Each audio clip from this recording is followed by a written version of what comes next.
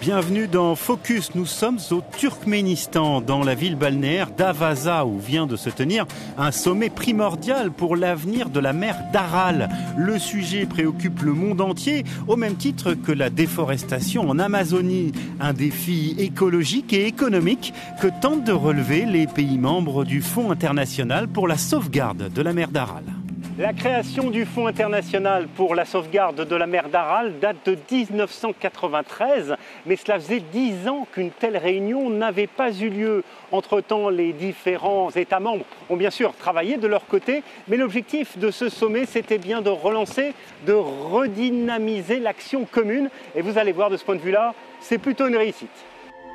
Pour l'occasion, le président du Turkménistan, Gurbanguly Berdimuhamedov, avait convié les autres membres fondateurs de l'organisation, les présidents de l'Ouzbékistan, du Kazakhstan, du Kirghizistan et du Tadjikistan. L'objectif, c'était que les chefs d'État se retrouvent, mettent leurs idées sur la table, en discutent, analysent pourquoi la situation se dégrade et ce que nous devons faire pour régler le problème.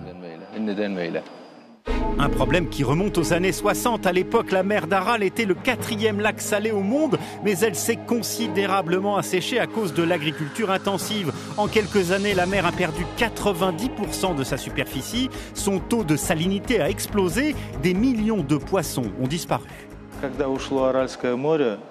Quand la mer d'Aral est partie, les villes portuaires ont aussi disparu et les populations qui étaient historiquement liées à l'activité du poisson ont perdu leur travail.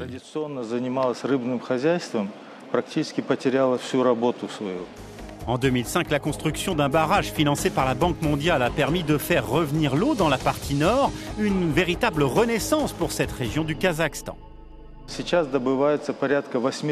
Aujourd'hui, nous récoltons 8000 tonnes de poissons dans cette région et nous avons 8 usines de traitement de poissons. Une partie de ce poisson est exportée en Russie et en Europe de l'Ouest.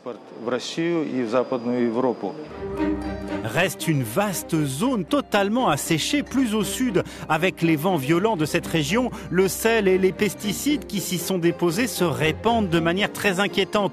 Pour la première fois, le phénomène a même touché Tachkent, la capitale de l'Ouzbékistan, pourtant située à 500 km de là.